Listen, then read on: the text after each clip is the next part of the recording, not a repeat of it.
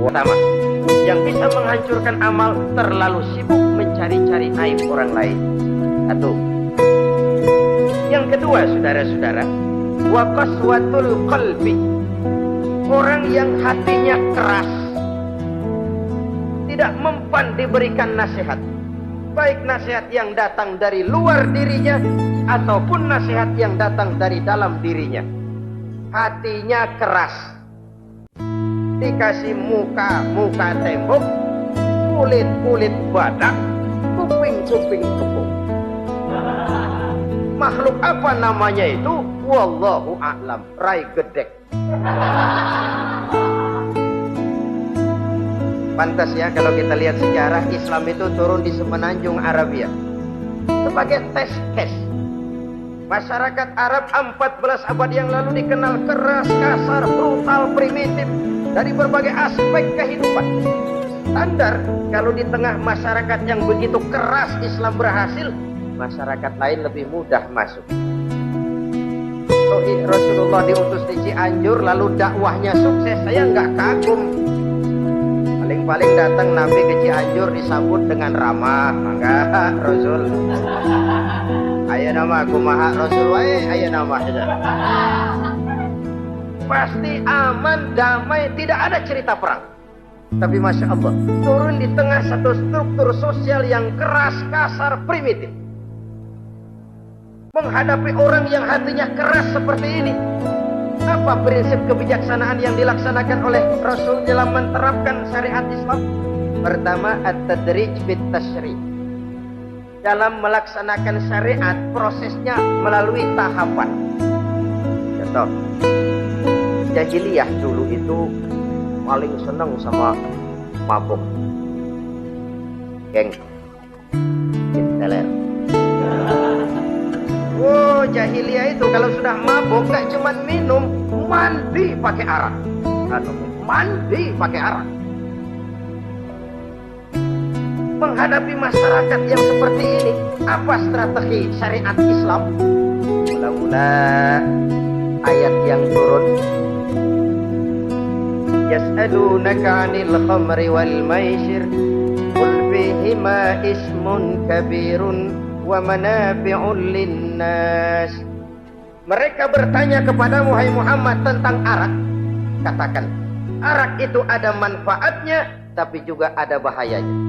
Bahayanya lebih besar daripada manfaatnya. Tidak diharamkan dulu, tidak, cuman dikasih teler emang enak, melayang ke langit, cuman ada bahayanya. Bahayanya lebih besar daripada manfaatnya. Dikasih gambaran, dikasih sen. Tidak diharamkan mutlak dulu, tidak, bertahap dikit dulu. Nih, urusannya begini nih. Ada manfaatnya tapi ada bahayanya. Bahayanya lebih besar daripada manfaatnya. Jak rasio berpikir. Setelah tahu bahayanya lebih besar, kan dikit-dikit mulai jauh, mulai kurangi, jaga jarak. Setelah ada jarak, turun peringatan kedua. La taqrabus salata wa antum sukara. Jangan dekati sholat kalau kamu lagi mabuk. Sholat sehari semalam 5 kali. Berarti 5 kali mereka harus jaga diri. Jangan sampai mabuk. Makin jauh. Setelah jauh sekali, kira-kira tidak goyah, turun vonis. Innamal khamru wal maisir wal ansab wal azlamu rijsun min amali syaitan fajtanibu la'allakum tuflihun. Arak itu najis, kotor, perbuatan setan. Jauhi, pasti kamu akan rugi. Baru timbul hukum haramnya. Orang udah nggak kaget. Kenapa? Pagi-pagi udah dikasih sen.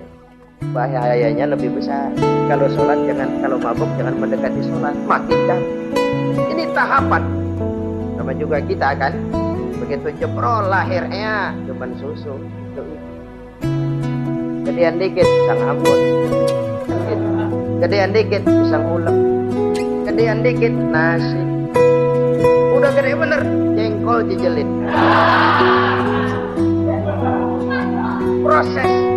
Proses. Coba bayi begitu lahir kasih pisang batu, teng.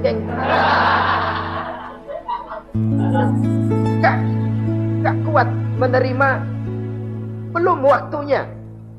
Ini proses yang dilaksanakan oleh strategi syariat Islam untuk mengobati penyakit qaswatul qalbi ini, keras hati. Syariatnya bertahap, tidak drastis. Tidak kalau sudah begitu ya mesti begitu, tidak.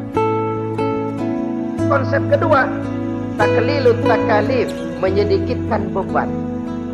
Coba kita lihat seluruh konsep agama, kalau kemampuan melaksanakan perintah berkurang, stres perintahnya ikut turun. Angkat tuh beras 100 kilo, nggak kuat pak, 30 kilo dulu deh, ntar balik lagi, lama-lama juga habis. Ini konsep untuk mengobati qaswatul qalbi, bertahap. Semua perintah agama itu begitu. La yukallifullahu nafsan illa wus'aha. Allah tidak memberikan beban kecuali sesuai dengan kemampuan yang dimiliki oleh seseorang. Kalau kemampuan melaksanakan perintah berkurang, stres perintahnya juga ikut menurun. Sholat wajib diri kalau mampu. Gak bisa pak sholat berdiri, sholat dengan berbaring. Kalau mampu berbaring gak bisa pak, pinggang kurap. Sholat pakai isyarat. Kalau mampu pakai isyarat, tidak bisa dalam hati. Setiap kemampuan melaksanakan perintah berkurang, stres perintahnya juga menurun. Taklilut takalif ini juga salah satu strategi mengantisipasi kerasnya hati. Nah, konsep yang ketiga dari syariat, al-musawat bainan nas fi takalifil ahkam, persamaan terhadap manusia di dalam berhadapan dengan hukum Allah. Kadang orang yang hatinya keras itu logikanya jalan, ngukur suasana. Gimana sih lu menggrip kagak bawa ke masjid? No, yang Pak Haji masih di perapatan. Yang Pak Haji disebut. Itu kan cenderung orang begitu. Kalau dia nyolong ayam, dia tunjuk orang yang nyolong kambing. Ini apologi namanya. Kenapa lu nyolong ayam? No, yang maling kambing urusin, gedean. Apologi. Lah kapan mau beres kalau begitu? Tidak introspeksi, tidak self correction, itu apologi. Untuk menutupi kelemahan diri, menunjuk kesalahan orang lain yang lebih besar. Itu kan gak jantan namanya, apologi. Tidak ada sifat untuk memperbaiki diri sendiri. Karena kecenderungan ini ada, Islam menutupi itu. Dengan apa? Semua manusia sama dalam berhadapan dengan hukum Allah. Gak ada iri hati dalam hukum Islam ini. Sholat wajib bagi siapa? Yang sudah balik dan mampu. Terhadap semua strata, jenderal wajib, kopral wajib, apalagi hansip. Tidak ada fasilitas. Wah kamu jenderal nggak apa-apa dah, sembahyang setahun 2 kali, Idul Fitri aja sama Idul Adha. Enggak tuh. Semua manusia sama dalam berhadapan dengan hukum Allah. Itu yang Nabi ingatkan, orang-orang sebelum kamu dahulu hancur, umat-umat sebelum ini rusak binasa. Kenapa? Karena mereka, kalau orang kecil berbuat salah, hukum cepat-cepat ditegakkan. Tapi kalau yang besar berbuat salah, mereka diam pura-pura tidak tahu. Jadi apa ini? Yang namanya mafia peradilan bukan cuma zaman ayeuna. Sejak zaman sebelum Islam, Nabi sudah mengingatkan, mereka dahulu hancur. Kenapa? Kalau orang kecil berbuat salah, hukum buru-buru ditegakkan. Rame-rame dikeroyokin. Giliran yang gede berbuat salah, dia pura-pura enggak. Hukum pakai pandang bulu. Saudara-saudara kaum muslimin rahimakumullah. Oleh karena itu orang yang keras hati itu bisa merusak amalnya sendiri. Gak mempan nasihat, raih gedek, muka-muka cuek. Baik nasihat yang dari luar maupun nasihat yang dari dalam, gak mempan. Dan dalam hidup ini ada nasihat dari luar, dari orang lain, bisa dari fenomena kehidupan. Ini juga nasihat. Oh dia itu kaya tapi pelit, hatinya begitu ya, katanya menteleng.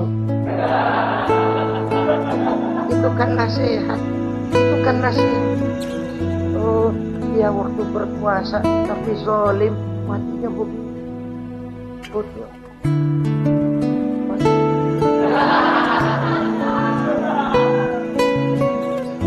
Fenomena kehidupan yang kita lihat, yang kita dengar, yang kita saksikan, itu semuanya bisa nasihat.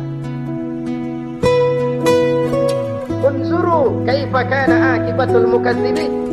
Lihat kehidupan ini. Dunia ini kan sebuah sekolahan besar. Semua yang kita lihat, kita saksikan, kita pelajari bisa jadi contoh buat kita. Orang yang bijak yang bisa mengambil hikmah dari manapun datangnya. Baik dari yang baik maupun dari yang tidak baik. Saudara-saudara kaum muslimin rahimakumullah, nasihat yang datang dari luar, dari orang atau dari fenomena kehidupan, atau nasihat yang tumbuh dari dalam diri sendiri, perubahan organisme tubuh, itu kan nasihat. Ya Allah, sekarang cantik jelita, iya sedang sweet 17-an. Rambutnya hitam, ikal berderai, iya semua memuji. Alisnya katanya laksana semut beriring, dagunya bak pauh dilayang. Kalau dia senyum semua orang terpesona. Sekarang 50 tahun yang akan datang coba senyum, kapur orang. Fenomena kehidupan. Apa yang tidak berakhir? Kenapa harus keras hati? Kita kata kita berkuasa, berapa hari kita punya jabatan? Kita kata kita kaya, berapa banyak harta kita? Kita kata kita alim, kita tahu. Apa yang kita tahu dari semesta jagat raya ini? Lalu apa yang tidak berakhir? Korun yang katanya kaya, mati itu. Fir'aun yang katanya gagah, mati. Napoleon Bonaparte, the Lion of Europe, singa daratan Eropa, mati. Saking matinya, mati.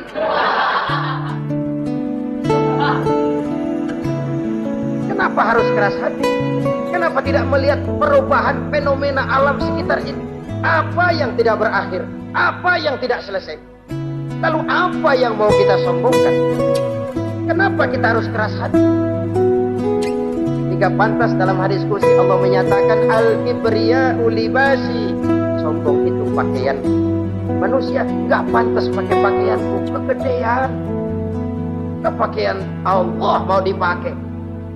Kalau Allah sombong, udah pantas aja udah. Kenapa? Kagak ada Tuhan lain selain dia. Udah pantas dia nyombong. Kita nyombong apaan? Oleh sebab itu beruntung orang kalau diberikan hati yang lembut, mudah menerima kebenaran, peka terhadap kesulitan orang lain, ringan tangan memberikan pertolongan buat mereka yang memang memerlukan. Dan gak semua orang dikasih itu. Gak semua orang. Nah ini ya, Umar bin Khattab sikapnya keras, tapi hatinya gampang menerima kebenaran. Nah lain orang kayak begitu. Keras sikap boleh keras, tapi hati mudah menerima kebenaran. Wah kalau Umar kerasnya kan luar biasa, tapi hatinya kok gampang menerima kebenaran. Ini hidayah. Coba lihat waktu berita Rasulullah meninggal dunia, sampaikan oleh para sahabat, Umar jengkel, cabut pedang. Siapa bilang Muhammad mati, saya tabas batang lehernya. Dia nggak siap menghadapi kenyataan. Emosinya yang jalan, bukan rasionya. Keras. Bilang deh Muhammad meninggal, saya tabas batang lehernya. Untung ada Sayyidina Abu Bakar. Beliau tidak bicara langsung, cuma pidato. Ayyuhan nas, man kana ya'budu Muhammadan fa inna Muhammadan qad mata. Wa man kana ya'budu Allah fa inna Allah hayyul la yamut. Hai manusia, siapa yang menyembah Muhammad, Muhammad sudah meninggal. Tapi siapa yang menyembah Allah, Allah maha hidup dan tidak akan pernah mati buat selama-lamanya. Ini Umar tersentak. Subhanallah, salah. Bagaimanapun Muhammad hanya seorang manusia. saya cinta dia, saya suka dia, nyawa saya pertaruhkan untuk dia. Tapi dia manusia dan saya tidak menyembah Muhammad. Ia sadar akan kekeliruannya, berlinang air matanya. Keras sikapnya, tapi lembut hatinya. Nah, yang kayak begini bagus. Ini udah sikap keras, hati keras, yaitu tadi muka tembok, kulit buadak, kuping kebo. Diapain aja udah nggak mempan aja udah. Susah yang kayak begini. Saudara-saudara, ma'asyiral muslimin rahimakumullah. Jadi yang kedua yang bisa menghancurkan amal kita, orang yang hatinya keras. Wah. Yang ketiga sekarang, yang bisa menghancurkan amal kita itu wa hubbud dunya. Orang yang terlalu cinta kepada dunia. Nih pakai kalimat terlalu ya. Kalau sekadar cinta kepada dunia, why not? Kita cinta anak dan istri, wajar. Kita cinta harta benda, tentu. Kita cinta sanak famili dan seluruh handai tolan, memang. Kita juga cinta kepada bangsa dan tanah air, itu bagian dari iman, persilahkan. Yang tidak boleh itu kalau sudah pakai kalimat terlalu. Terlalu. Sebab kalau sudah terlalu, itu sudah di luar kontrol. Orang lalu menghalalkan segala cara. Terlalu cinta kepada jabatan, akhirnya bergeser. Sholat menghadap Allah. Dengar mau pindah jabatan ke tempat kering, gerasak berusuk nyari dukun. Ini kan namanya iya kana budu wa dukun nasta'in. Nggak bisa wong itu satu paket. Kalau iya kana budu wa iya kana nasta'in. Kalau hanya kepadamu ya Allah kami menyembah, hanya kepadamu kami minta tolong. Ini paket, jangan dipisah-pisah. Menyembahnya kepada Allah, minta tolongnya kepada yang lain. Sinkret, bercampur. Iya kalau es campur enak. Tapi kalau agama dicampur dengan yang lain, nggak enak rasanya. Sama juga begini, ada gelas ya. Kalau sepenuhnya diisi bensin, itu ketahuan, bisa diminum motor. Kalau sepenuhnya diisi air putih, jelas bisa diminum orang. Tapi begitu separuh diisi bensin, separuh diisi air putih, kacau dah. Motor minum mogok, orang minum mabok. Dijual juga nggak laku. Kenapa? Sinkret. Maka Allah pesan, wala talbisul haqqa bil batil. Jangan kau campur aduk yang hak dengan yang batil. Saudara-saudara kaum muslimin rahimakumullah. Begitulah terlalu cinta kepada dunia sering menyebabkan orang out of control. Bergeser dari garis yang telah ditentukan oleh Allah. Apalagi di zaman sekarang ini. Persaingan hidup makin tajam. Tensi ekonomi semakin tinggi. Gaya hidup semakin konsumtif. Sementara lapangan kerja semakin sulit. Orang kadang kehilangan harga diri untuk mencapai sesuatu yang bernama dunia, lalu menghalalkan segala cara. Sebab itu jangan korbankan keabadian akhirat dengan kesenangan dunia yang cuma sebentar. Jangan sia-siakan keabadian akhirat dengan kesenangan dunia yang kadang fata morgana ini. Cintailah dunia, tapi sekadarnya saja, sebagai ladang untuk menanam bagi kepentingan di akhirat nanti. Terlalu cinta kepada dunia bisa menghancurkan amal yang sudah kita kerjakan. Ini yang ketiga. Yang keempat, wa qillatul haya. Orang yang sedikit rasa malunya. Rasa malu merupakan bagian daripada nilai-nilai keimanan. Apabila rasa malu berkurang, artinya nilai iman juga ikut menurun. Kita melihat sekarang ini banyak orang pakai pepatah Arab dalam hidup ini. Qul ala zamzam fatu'ar. Pernah dalam satu sholat Jumat Rasulullah di masjid, ada seorang sahabat Badui datang dari pedalaman mau sholat Jumat, turun dari onta cepat-cepat masuk ke masjid. Ditegur oleh Rasul, ontamu sudah kamu ikat? Belum ya Rasul. Kenapa? Saya tawakal kepada Allah. Marah Rasul. Keluar. Ikat ontamu. Masuk lagi ke masjid. Baru tawakal. Sederhana sekali. Tapi inilah gambaran kehidupan. Ikat ontamu baik-baik. Baru tawakal. Kalau nggak diikat. Udah tawakal terus hilang. Tawakalnya salah. Sudah diikat rapi-rapi masih hilang juga. Nah, tawakalnya benar. Sudah usaha, sudah ikhtiar. Toh hilang juga. Gambarannya sederhana. Ikat ontamu baik-baik. Lalu masuk ke masjid. Barulah engkau bertawakal. Jangan onta dibiarin keliaran. Lalu tawakal. Tawakalnya yang salah. Saudara-saudara kaum muslimin rahimakumullah. Islam mengajarkan keseimbangan. Kita wajib berusaha, tapi tidak wajib untuk berhasil. Hasil itu hak prerogatifnya Allah. Berusahalah sebagaimana harusnya di satu sisi, tapi minta tolonglah kepada Allah di sisi lain. Ada keseimbangan. Orang yang terlalu panjang angan-angannya biasanya malas bekerja. Terangsang ngejar kerjaan yang gede, yang kecil kagak dikerjain. Akhirnya yang kecil lewat, yang gede kagak datang. Padahal rezeki itu kan yang penting mudawamahnya ya, rutinnya. Biar banyak tapi begitu sekali datang banyak, begitu stop 10 tahun kagak datang terus. Sengsara juga. Yang penting mudawamah, continue-nya itu. Biarin duit si banyak, asal rutin aja. Gak apa-apa. Amal terlalu panjang angan-angan, hidup di alam bayangan, terlepas kaki dari akar kenyataan. Hidup ini kan kenyataan, harus dihadapi secara nyata. Islam ini agama yang wajar, hiduplah secara wajar. Jangan melakukan sesuatu yang memang bukan makom kita di situ. Artinya apa? Kalau memang kita cangkir lalu minta air seember, kan lebihnya mubazir. Cangkir minta air diisiin seember, buat apa lebihnya? Bukan makom kita. Jangan tercabut dari akar kenyataan. Siapa sih kita ini?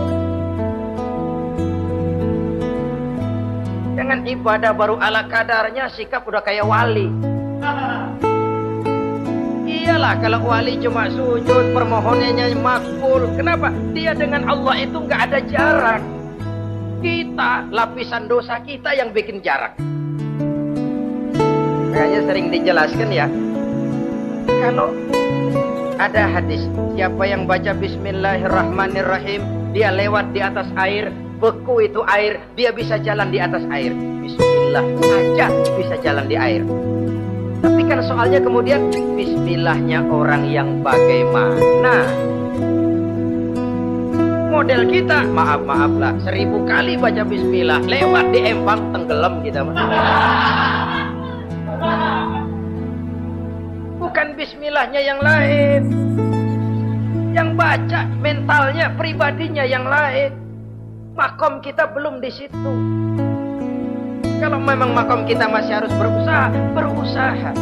Bahwa nanti Allah berikan rizki lewat jalan yang tidak kita sangka-sangka, itu sih urusan Allah, itu sih haknya Allah. Tapi urusan kita harus berusaha sebagaimana harusnya kita berusaha.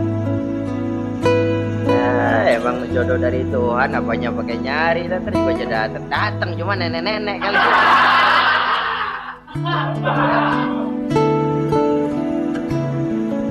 Bekerja, berusaha.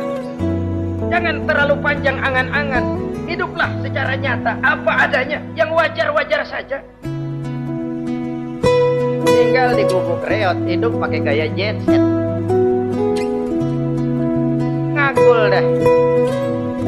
Sama merek mobil kenal banget, mobil orang-orang. Kalau bukan main kalau ngomong deh. Di atas awan hidupnya. Di atas awan. Ngomong kagak ada yang kecil.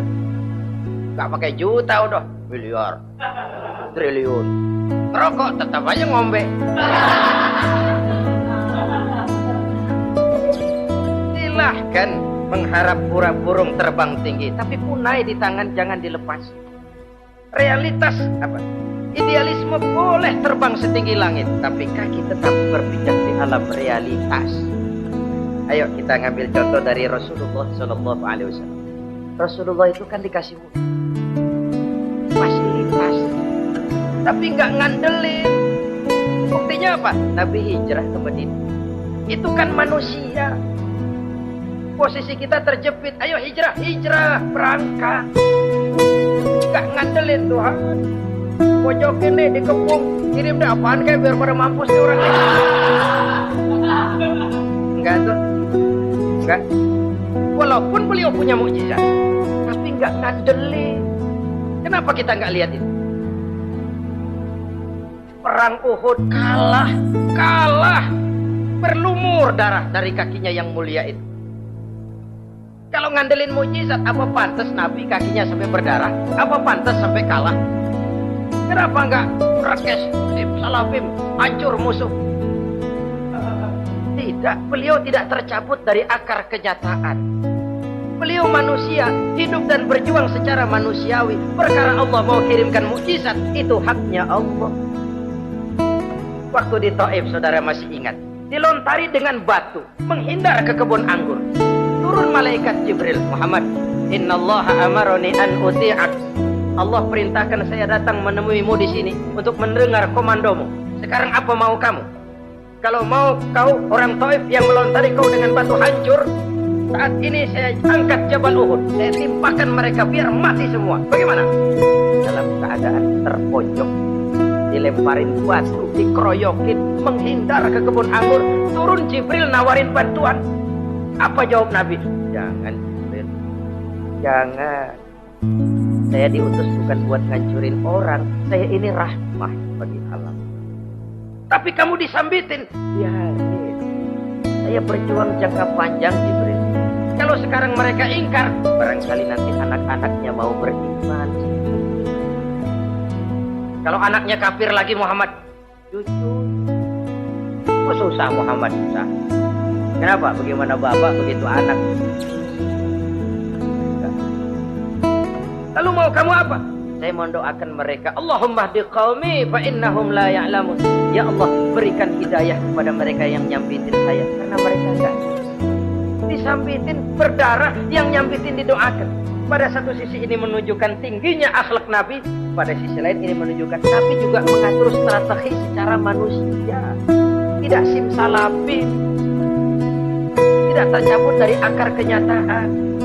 Padahal kita kalau lagi kepepet ada yang nolongin, pendemen banget. Kali mah kalau kita yang jadi nabi tuh, disambitin orang, turun Jibril, bagaimana hancurin? Sikat Jibril dah. Habisin aja gitu.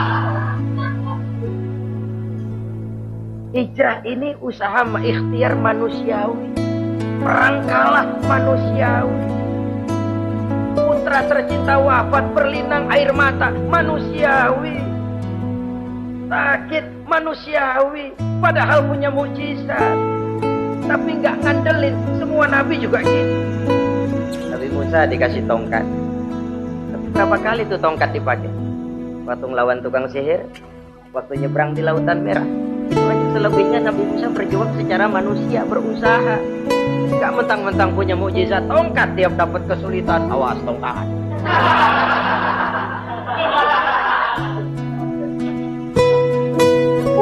Manusiawi. Ini Rasul. Kenapa kita nggak lihat itu? Kenapa kita lalu tercabut dari akar kenyataan dan hidup dalam khayalan? Sampai di satu anekdot yang menyentuh. Sekarang ini akibat tayangan-tayangan televisi begitu rupa, ada seorang bapak ditanya sama anak, Pak, Tuhan sama Batman kuatan mana sih? Logikanya sudah dipenuhi oleh gambaran Batman, bahwa Batman itu kuat, gagah, menolong yang lemah. Timbul logika, kuatan mana sama Tuhan gitu. Pengaruh yang dia lihat itu membentuk opini. Sama juga sekarang, coba lihat ibu-ibu kalau udah Cassandra, itu masakan ditinggal tuh angus di dapur. Itu tempe. Saudara saudara kaum muslimin rahimakumullah, begitulah yang kelima yang bisa menghancurkan amal kalau orang terlalu panjang angan-angan. Hiduplah secara wajar karena Islam memang agama yang wajar. Jangan melakukan sesuatu yang memang bukan makom kita di sini. Jangan melakukan sesuatu yang memang bukan posisi kita di sini. Kullun ya'mal ala syakilatih. Jangan minta ayam menggonggong, jangan minta kambing mengeong, bukan bagiannya, bukan bidangnya. Sama juga orang ngomong apaan, mubalek kerjanya ngomong doang. Sekarang kan zaman pembangunan, mana ada mubalek ngurus irigasi. Nah, kalau mubalek ngurus irigasi, apa lurah mau ngajar fikih? Jangan tercabut dari akar kenyataan. Toh, prinsip modern saja mengajarkan the right man on the right job, the right man on the right place. Orang harus ditempatkan sesuai dengan bidangnya. Jangan tercabut dari akar kenyataan. Inilah kita dan inilah yang harus kita lakukan. Hidup ini kenyataan, hadapilah secara nyata. Perkara Allah mau membuat yang lain, itu hak prerogatif Allah, bukan urusan. Yang terakhir saudara, yang keenam yang bisa menghancurkan amal kita, wa zalimun la yantahi. Perbuatan zalim yang tidak sanggup dihentikan. Zalim kepada Allah, zalim kepada makhluk, atau zalim kepada diri sendiri. Ada orang zalim kepada Allah. Begini banyak nikmat yang diberikan Allah, gak sanggup dah kita ngitungnya. Dari bangun tidur sampai tidur lagi nikmat gak pernah berhenti. Bahkan kita tidur sendiri. Sadar gak kita waktu tidur gak berdaya? Coba ketika kita ngorok pulas, andai kata kecoa 16 masuk ke kuping kita, siapa yang mau jagain? Siapa yang mau jagain? Nikmat. Belum pernah nikmat Allah berhenti.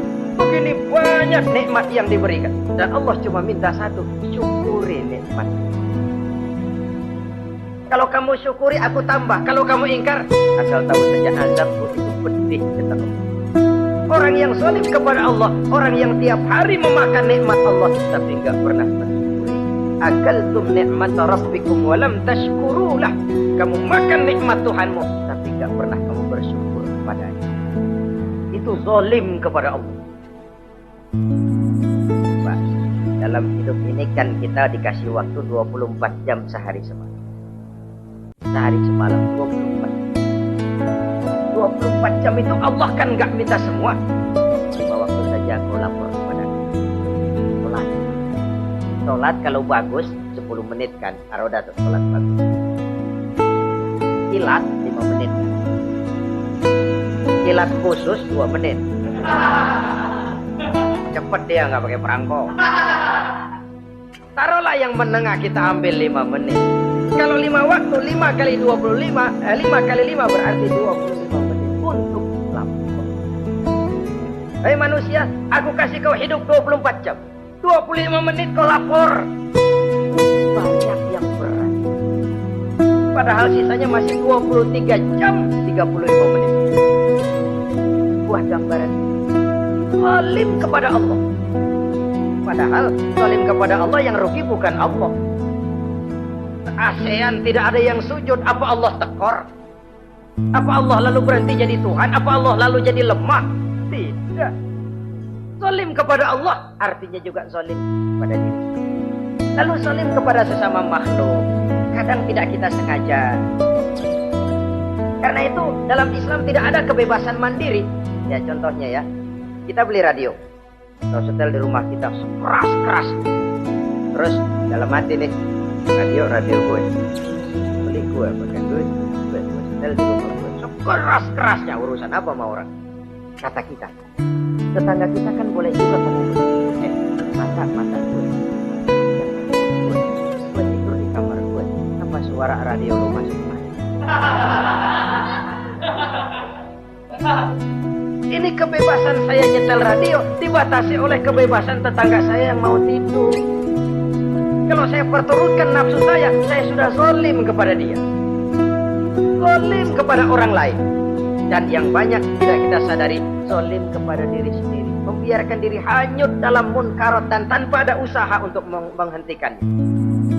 Tidak ada orang yang bisa mencelakakan diri kita terus-menerus kalau bukan diri kita sendiri. Tidak ada yang bisa menyelamatkan diri kita kalau bukan kemauan kita yang tinggi untuk menyelamatkan. Allah sudah ciptakan kita dalam bentuk yang paling mulia, bi ahsani taqwim. Dari sekian banyak makhluk yang diciptakan Allah, tidak ada yang sekomplit, seindah, secantik manusia. Ini harus dijaga. Jangan posisi yang sudah tinggi ini kita rendahkan sendiri.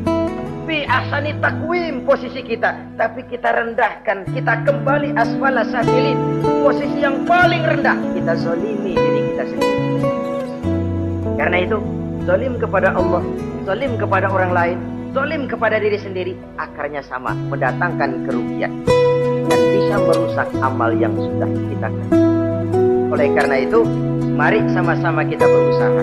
Pada satu sisi kita melaksanakan amal ibadah sebagaimana yang seharusnya, tapi pada sisi lain kita menjaga nilai-nilai ibadah. Jangan sampai hancur oleh perbuatan kita sendiri.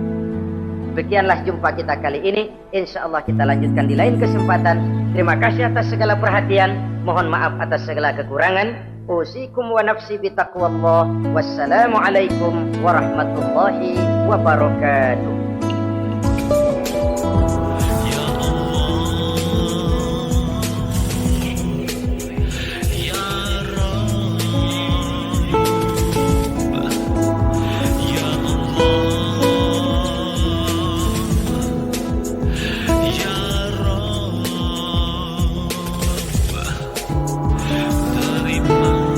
Warahmatullahi wabarakatuh.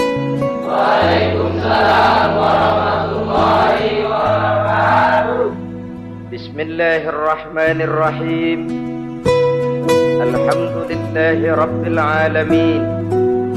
Wassalatu wassalamu ala ashrafil anbiya'i wal mursalin, imamil muttaqin, sayyidil ghurril muhajjalin, Sayyidina wa maulana Muhammadin wa ala alihi wa ashabihil mujahidin al-zahirin, amma ba'du. Saudara-saudara kaum muslimin rahimakumullah, dalam kehidupan ini pada satu sisi memang kita harus melaksanakan berbagai kegiatan amal ibadah, tetapi pada sisi lain kita juga harus menjaga jangan sampai amal ibadah yang sudah kita kerjakan itu dihancurkan oleh sikap kita sendiri. Bahwa kita sudah sholat, alhamdulillah. Bahwa kita sudah zakat dan memberikan sedekah, syukur. Bahwa kita sudah melaksanakan ibadah haji, thayyib. Apakah dengan demikian amal kita sudah menjadi banyak? Nanti dulu. Jangan berbangga hati dan puas diri. Pada kesempatan yang berbahagia ini, saya ingin menyampaikan satu hadis yang diriwayatkan oleh Imam Ad-Dailami, di mana Rasulullah sallallahu alaihi wasallam pernah bersabda, "Sittatu asya'in tuhbitul a'mal." Ada 6 perkara yang bisa menghancurkan amal yang sudah kita kerjakan. Salat yang sudah kita kerjakan itu, zakat yang sudah kita bayarkan itu, haji yang sudah kita tunaikan itu, bisa dihancurkan oleh 6 perkara ini. Nanti di akhirat, pada saat setiap orang menunggu pahala dari ganjaran amal yang ia kerjakan di dunia ini, kita menanti dan menanti, ya Rabb, mana amal kebaikan saya? Mana pahala kebajikan yang saya lakukan? Hasilnya tidak ada. Amal yang kita kerjakan dihancurkan oleh sifat-sifat yang akan kita kemukakan pada pertemuan kali ini. Yang pertama yang bisa menghancurkan amal adalah al-istighalu bi'uyubil khalq. Orang yang terlalu sibuk mencari-cari aib dan kekurangan pada diri orang lain. Habis waktunya hanya untuk mengorek-ngorek celah orang, sementara ia lupa pada aib dan celah dirinya sendiri. Sifat seperti ini menghancurkan